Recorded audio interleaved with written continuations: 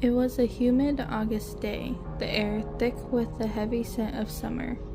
The sun hung high in the sky, casting long shadows on the street as I returned home from work. The city was unusually quiet, as if everyone had retreated from the heat. I opened the door to my third-floor apartment in the old residential building where I had lived since childhood. The interior was pleasantly cool, thanks to the thick walls that effectively kept the heat outside. I tossed my bag onto the couch and turned on the fan, which began to hum softly, providing relief in the stuffy air. I had barely a moment to sit down and relax when the phone rang. Jerry's name appeared on the screen.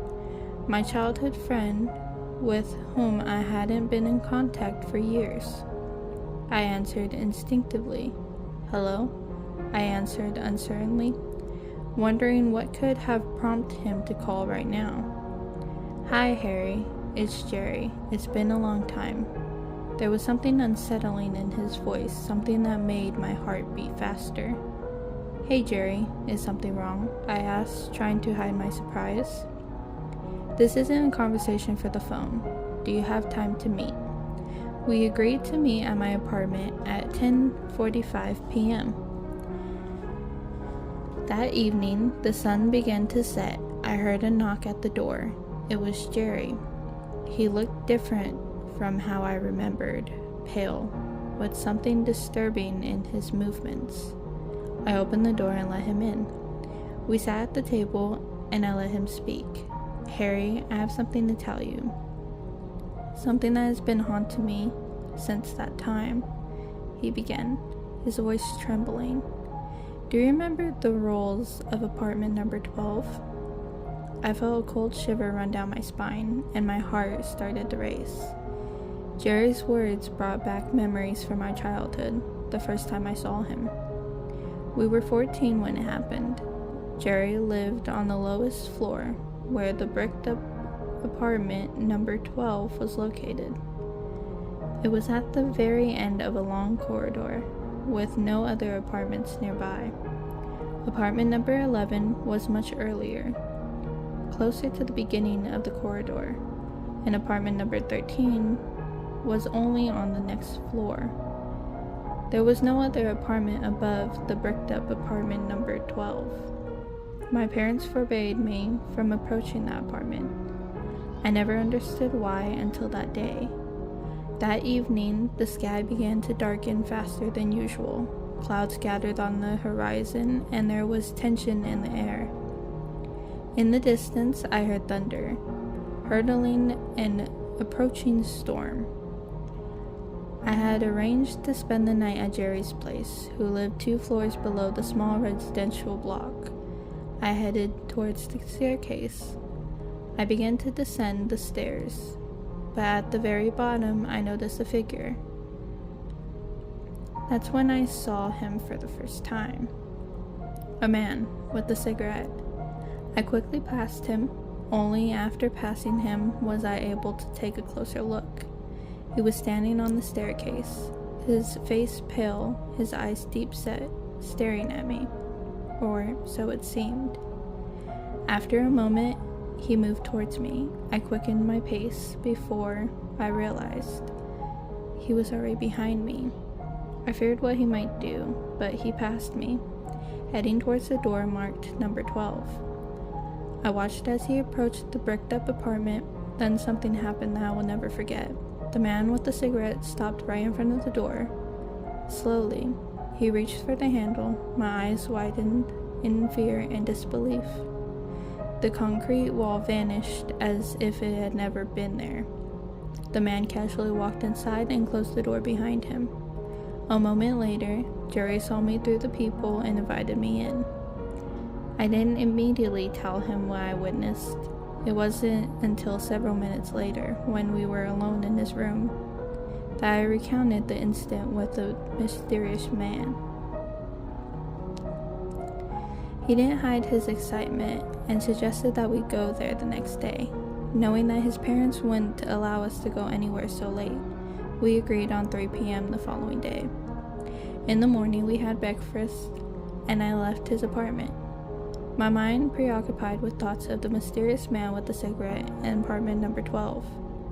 As the appointed hour approached, my heart began to race. I entered the staircase, and the atmosphere was strangely tense.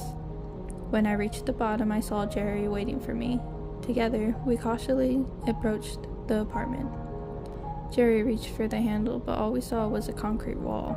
The apartment was bricked up. Jerry accused me of lying, his excitement turning into anger.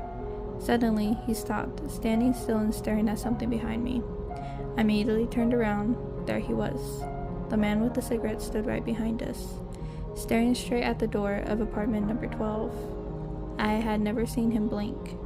Suddenly, without taking his eyes off the door, he pulled something from his coat, a rolled up piece of paper, which he extended towards me. Hesitantly, I took it from his hand, and almost immediately, he turned and walked towards the staircase. I stood there, stunned, as the man with the cigarette handed me the piece of paper and silently walked away. Jerry noticed my interaction. Suddenly, he snatched the paper from me and began to read it. Only when Jerry grabbed the piece of paper and started analyzing its contents did I join him.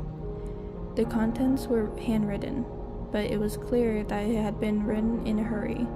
The letters were uneven, sometimes crooked, as if the writer's hands were trembling, trying to keep up with their thoughts. Some words were barely legible, smudged by the quick movement of the pen. The content of the note read as follows. Rules for apartment number 12. Remember, before you decide to explore apartment number 12, think twice. Rule number 1. You can only enter the apartment between 11 p.m. and 3 a.m. This is the only known way to access this apartment. Rule number 2. When the clock strikes 3 a.m., you will have 5 minutes to leave the apartment. If you don't, you will notice that where the door should be, there is only a concrete wall. You will be trapped. If this happens, follow rule number 3. Rule number 3. If you are trapped in the apartment number 12, know that your chances of survival are slim. After a moment, you will hear wailing coming from the bedroom, growing louder with each passing second. Hide as quickly as possible and pray that it doesn't find you. You will be able to leave the apartment again at 11 p.m. Rule number 4. Between 11 p.m. and 3 a.m., you can move freely around the apartment. However, remember that if you enter any room other than the one with the exits, always close the door behind you after leaving that room. Do not re-enter that room. If you do not follow this rule, you will soon hear a quiet wailing, and the apartment's exit door will slowly begin to close. Run to the exit as fast as you can. There might still be hope. Rule number 5. In 1967, a woman with long hair named Isabella was brutally murdered in the bedroom of this apartment. She was skinned and cut to pieces. After this incident, no one wanted to live in the apartment, and the building authorities decided to brick it up. However, for reasons unknown to me, the apartment can be accessed during the previously mentioned hours. So remember, if you hear quiet wailing, know that it's Isabella. Don't look at her. Don't turn around. She hates being watched, hates being judged. Rule number 6. Don't scream. It will only hide your painful death. Rule number 7. Never turn on the light emitting objects between 11:59 p.m. and 3 a.m. She is drawn to light. After reading the rules, Jerry couldn't hide his excitement. His eyes sparkled and a smile betrayed his growing adrenaline. We have to go there, he said firmly. We agreed to the apartment at 11 p.m. We told our parents that we were spending the night at our friend Ben's house on the second floor to study for an important math exam. They didn't mind, as it wasn't the first time we had stayed at Ben's. When the night came, the clock read 10:55 p.m., and with pounding hearts, we tried to sneak out of Ben's apartment. Unfortunately, our footsteps woke him from his sleep. Groggy and confused, he asked where we were going. We told him about department number 12 and the rules written on the note. Ben frowned as he read an hastily written list of rules, then burst out laughing. Unable to believe our story, but Jerry insisted, urging him to come with us and see for himself. I don't believe you, but it wouldn't hurt to check, he finally said, visibly intrigued. I'm going with you, Jerry nodded in agreement. The darkness of the night enveloped us, and excitement and tension grew with every step that brought us closer to apartment number 12. As we stood in front of the apartment, we made sure the corridor was empty. Then, Jerry reached for the door handle, the door opened with a quiet creak, and we held our breath, ready to see what we remembered. A solid, concrete wall that seemed to be the end of our journey. But as the door opened fully, we stood in shock. Instead of the cold, concrete wall that we both so clearly remembered, we saw an ordinary room. The room was dark but fully accessible, as if there had never been any obstacle there. This is impossible, Ben whispered, his confidence dissolving into the air. I stepped closer, hardly believing my own two eyes. Jerry stood beside me, just as confused as I was. His hand was resting on the handle, finally. We snapped out of it and entered the apartment, closing the door behind us. All three of us took out our flashlights after entering the apartment. The first thing that caught our eye after turning them on was the damage. The walls were covered with a thick layer of mold, its dark stains spreading along the rotten surfaces. In some places, the plaster had completely fallen off, revealing the raw brick underneath, and some areas were literally eaten away by moisture. For a moment, I thought I could smell the sickly sweet odor of rotten wood and fungus, which made me nauseous. The windows, barely visible through the semi-darkness, were completely bricked up from the outside. The curtains, which might have once been decorative, were now just shreds, dirty, decayed, and so fragile that they could disintegrate at the slightest touch. The furniture in the room was scattered. Old armchairs and sofas were caked with dirt, their upholstery consumed by moisture. Trash and shards of glass, which might have once been part of the windows or mirrors, were strewn across the room. Sinister moisture stains hung from the ceiling. In one corner, I noticed the remains of an old broken chandelier, hanging miserably from a single creaking chain. Every breath was a struggle. The air in the apartment was heavy, filled with dust and dampness. Yet in all this decay, one thing was most unsettling. The feeling that, despite looking abandoned for decades, the apartment had something in it that made me feel watched. We hesitantly explored what was once a living space until finally, as we approached the door leading to the bedroom, the tension in the air became almost unbearable. Jerry looked at me, his pale and his eyes filled with fear. I felt that something terrible awaited us beyond these doors, something we could not even begin to imagine. The smell of rotting meat hung in the air, making me feel sick, and only intensified the sense of unease. The door creaked open, and we stood in the doorway. What we saw exceeded our worst nightmares. The bedroom looked like a scene from a Magritte film. The walls were covered in bizarre, chaotic drawings made with blood and something that resembled dried shreds of flesh. In the middle of the room stood an old, decayed bed, its mattress torn and soaked with blood, which had dried over time, forming dark, sticky stains on the bed, laying something we initially took for old, tattered rags. Only after a moment did we realize it was a person. The body was in a state of decomposition, barely holding together. It was scarred, and in some places its limbs were cut off. Its eyes, empty and lifeless, seemed to be staring straight at us. Then I realized who I was looking at. I was looking at Isabel. I ran out of the room as fast as I could. The sight of the decaying body made my heart pound wildly, and my stomach turned. I felt an uncontrollable shiver run down my entire body. Jerry reacted second. He turned abruptly and, almost losing his balance, ran out of the bedroom.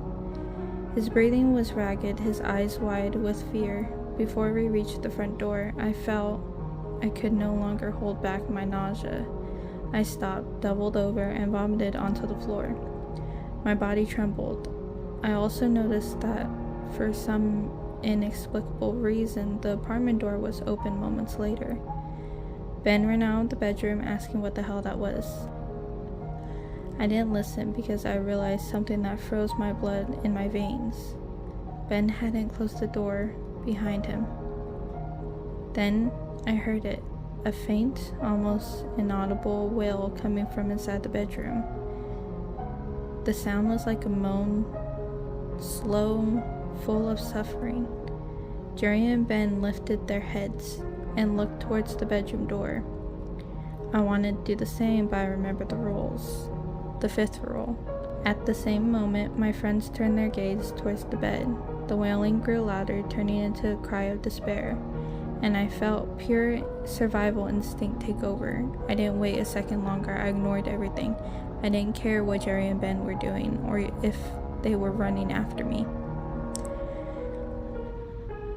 I thought of only one thing: run. I sprang to my feet, leaping over broken furniture and piles of trash. I ran blindly, barely noticing what was in front of me. My heart pounded like a hammer, and my head throbbed with adrenaline. Every step, every stumble in this abandoned, rotten apartment only spurred me to even greater effort. Suddenly, I noticed the door leading to the corridor slowly starting to close. My heart stopped. I knew that if those doors slammed shut, we would be trapped in the cursed apartment, and hope of escape might disappear forever. Jerry ran behind me, his breathing heavy, his movements full of panic. My heart beat in quick, almost terrifying coordination, just as the door slammed shut with a loud bang. Jerry and I was already in the corridor. We tumbled out of the apartment, falling on the ground, trying to catch our breath. With a mixture of terror and relief, I looked at Jerry's face. His face was pale, his eyes grew wide with fear. I suddenly collapsed, struggling to stand, but my legs were no longer obey me. I fainted, collapsing onto the cold, dirty corridor floor. I swear in a moment I saw him. A man with a cigarette stood at the end of the corridor, smiling at me, mockingly. After those events, we decided to remain silent. It was a decision that was hard for us to make, but we considered it was the only possible one. Ben's disappearance was reported, but he was never found. He vanished without a trace, but I still remember. I remember the mocking smile of the man with the cigarette and the awful moans that haunt me in my nightmares to this day. And though the years have passed, I still can't forget what happened to Ben, and I still feel the weight of the fact that he was never found. After Jerry and I finished school, our paths diverged, and I never saw my friend again until that evening. Do you remember that horrible evening? That night changed our entire lives, especially mine, when I looked into the bedroom that night and I saw... What'd you see? I asked, worried. I saw Isabella. Her corpse slowly stood up on what used to be her legs, and she let out that moan. I saw her grab Ben by the ankles and slowly drag him into the bedroom. I heard his screams and then the sound of bones breaking. I know that your nightmare probably ended that day, but mine only began. Since then, I hear her at night. I hear her whispers, and they're occupied by the smell of rotting meat. I was probably the only person who didn't think he was crazy. I was there with him. I saw all those things, and I heard that awful moan. In 5 minutes, it'll be 11 p.m. I'm going to that apartment. I can't take it anymore. I have to end this. It dawned on me that I was most likely seeing Jerry for the last time. I watched as he slowly got up from the table and he left the apartment.